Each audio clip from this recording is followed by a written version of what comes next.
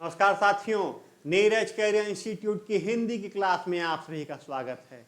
आज हम अध्ययन करेंगे विसर्ग संधि के बारे में। इसके पहले की क्लासेज में हम स्वर संधि और व्यंजन संधि का विस्तार से अध्ययन कर चुके हैं। आज हम जिस प्रकरण पर अध्ययन करेंगे वह है विसर्ग संधि। अब देखिए विसर्ग संधि कब होती है।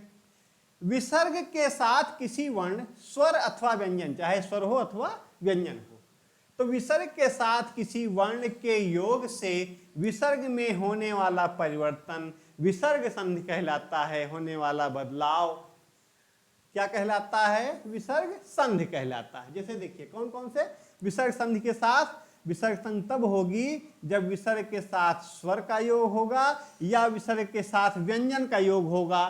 दोनों ही स्थितियों में जिस संधि का निर्माण होगा वह संधि होगी विसर्ग संधि। अब देखिए फिर विसर्ग का प्रयोग हमेशा स्वरों के साथ होता है। बहुत ही महत्वपूर्ण बिंदु है। विसर्ग का प्रयोग हमेशा स्वरों के साथ होता है, अर्थात 11 वर्णों के साथ विसर्ग लगता है। ये एक महत्वपूर्ण बिंदु है इसका। आगे देखिए अब नियम, कौन कौन से नियम है विसर्ग संधि के। तो विसर्ग संधि 2 नियमों में चलती है। अब देखिए कैसे होगा ये विसर्ग संधि। जब स्वर के साथ अघोष का मेल होगा, स्वर के साथ, चूंकि स्वर संघ के साथ ही विसर्ग लगता है इसीलिए मैं बता रहा हूं कि जब विसर्ग के साथ अघोष का योग होगा तब क्या नियम होंगे, और जब सघोष का नियम योग होगा तब क्या नियम होंगे। अब देखिए अघोष कौन कौन से हैं। 1 2 का मतलब क्या हुआ? का, खा, मतलब 5 वर्गों के पहले 2 वर्ण, का, खा, चा, छा, ये पूरे तो ये 10 हो गए। 10 ये और 3 ये कितना हो गया? 13 के साथ। और अगर सघोष के साथ होगा तो 3 4 5 ये, मतलब ये हो गए टोटल 15, 15 और 5 ये हो गए 20 और ये 11, 31 ये हो गए। 31 13 कितने हो गए? जाकर 44, जो कि हमारे मूल वर्णों की संख्या है। अब देखिए जब अघोष संबंधी नियम की हम चर्चा करेंगे तो देखिए उसका पहला नियम, पहली क्लास में हम चर्चा करेंगे अघोष संबंधी नियम, विसर्ग संधि के अघोष संबंधी नियम। अब पहला नियम है यदि किसी स्वर के साथ विसर्ग हो और उसका योग तालव्य घोष, तालव्य घोष कौन कौन से हैं? चा, छा, शा के साथ हो तो विसर्ग के स्थान पर स्वर रहित सा लगाया जाता है। उदाहरण जैसे देखिए निधन शुल्क बराबर क्या हो गया? निशुल्क। निधन शुल्क बराबर निशुल्क। मनः धन चेतना बराबर मनश्चेतना। निधन शुल्क बराबर निशुल्क, ये जुड़ गया। मनः धन चेतना बराबर विसर्ग के स्थान पर क्या जुड़ गया? विसर्ग के स्थान पर हो गया स्वर रहित शा। फिर देखिए अंतः चक्षु, जब इसका योग होगा तो संधि होगी अंतश्चक्षु। विसर्ग के स्थान पर स्वर रहित सा का प्रयोग किया जाता है। दूसरा नियम देखते हैं। दूसरा नियम है कि यदि किसी स्वर के साथ विसर्ग हो और उसका योग मूर्धन्य घोष, तालव्य घोष आप देख चुके हैं, चा छा सा था। अब देखिए मूर्धन्य घोष, मूर्धन्य अघोष कौन कौन सा है? मूर्धन्य अघोष है टा, ठा, सा, टा, ठा, सा। यदि किसी स्वर के साथ विसर्ग हो और उसका योग मूर्धन्य घोष के साथ हो तो विसर्ग के स्थान पर स्वर रहित सा लगाया जाता है। जैसे जब तालव्य वर्णों के साथ विसर्ग का योग होता था तो विसर्ग के स्थान पर स्वर रहित सा लगाया जाता था, वैसे मूर्धन्य घोष के साथ जब विसर्ग का योग हो रहा है तो विसर्ग के स्थान पर स्वर रहित सा लगाया जा रहा है। जैसे धनु धन टंकार बराबर क्या हो गया? धनुष टंकार। अब विसर्ग के स्थान पर यह लगाया गया आधा कष्टी सा, स्वर रहित सा। निधन ठुर बराबर हो गया निष्ठुर। विसर्ग के स्थान पर किसका प्रयोग किया गया? स्वर रहित सा का। तीसरा नियम देखिए। तीसरा नियम है यदि किसी स्वर के साथ विसर्ग हो, सबके साथ स्वर के साथ ही विसर्ग है और उसका योग दंत्य घोष। अब दंत्य घोष कौन कौन से हैं? ता, था, सा, टीजीटी और पीजीटी की हिंदी की परीक्षा देने वाले विशेष तौर पर देखें, क्योंकि परीक्षा में यह भी पूछा जा सकता है कि मूर्धन्य घोष क्या है, दंत्य घोष क्या है, तालव्य घोष क्या है, या ये कौन कौन से वर्ण इनमें शामिल होते हैं, इसलिए वो इसको विशेष ध्यान से देखें।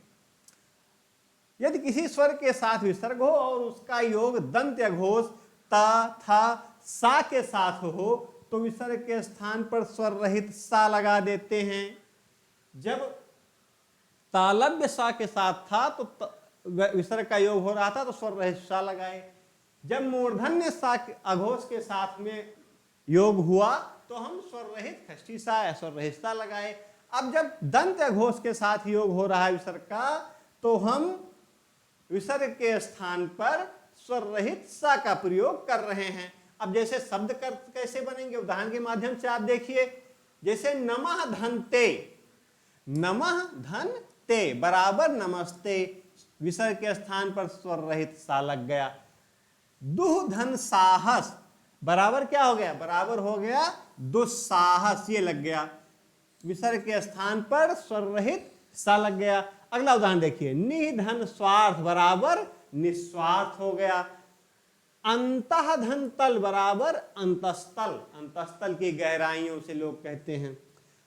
यह इसका तीसरा नियम था। कौन कौन से, यदि पहला नियम था कि यदि स्वर के साथ विसर्ग हो और उसका योग तालव्य सा के साथ हो रहा हो, चाछा सा के साथ, तब विसर्ग के स्थान पर स्वर रहित सा का प्रयोग करते हैं। दूसरा है जब योग हो विसर्ग के साथ तो विसर्ग के स्थान पर स्वर रहित सा का योग करते हैं, जब मूर्धन्य अघोष की बात होगी। और तीसरा नियम है कि जब विसर्ग का योग दंत्य अघोष के साथ होता है तो विसर्ग के स्थान पर स्वर रहित सा का प्रयोग करते हैं। अब चौथा नियम देखिए।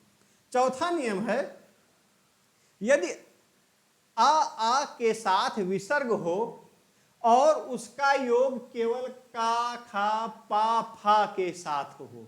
कौन कौन से वर्ण, केवल 4 वर्ण, का, खा, पा और फा। अगर इनके साथ उसका योग होता है तो कोई परिवर्तन नहीं होता। यह प्रकृति भाव का गुण होता है कि इनमें कोई परिवर्तन नहीं होता। कब, यदि आ के साथ विसर्ग हो और उसका योग का, खा या पा, फा इनमें से किसी के साथ हो रहा हो। जैसे देखिए, प्रातः धन काल बराबर प्रातः काल, कोई परिवर्तन नहीं हुआ। अंतः धन करण बराबर अंतःकरण, यहां भी देख लीजिए कोई परिवर्तन नहीं। रजह धन कण बराबर रजह कण, कोई परिवर्तन नहीं हो रहा है। यदि आ के साथ विसर्ग हो और उनका योग का, खा, पा, फा में से किसी के साथ होता है तो बिना किसी परिवर्तन के योग करके शब्द को वैसे ही वैसे लिख देते हैं। अब इसका अंतिम और 5वां नियम देखिए। इसका 5वां नियम है कि यदि आ के अलावा किसी के स्वर के साथ, किसी स्वर के साथ विसर्ग हो तब उसका योग का, खा, पा, फा के साथ हो। अभी पहले क्या था, अभी था कि आ के साथ विसर्ग हो और उसका योग का, खा, पा, फा के साथ हो। अब कह रहा है इस नियम में, 5वें नियम में, कि यदि आ के अलावा किसी स्वर के साथ विसर्ग हो और उसका योग का, खा, पा अथवा फा के साथ हो तो विसर्ग के स्थान पर स्वर रहित सा का प्रयोग किया जाता है। स्वर रहित सा का प्रयोग मूर्धन्य अघोष में भी किया गया था और यहां भी किया जा रहा है। जैसे देखिए, आविह धनकार बराबर आविष्कार, किसी नए वस्तु की, किसी नए यंत्र की रचना क्या कहलाती है, आविष्कार।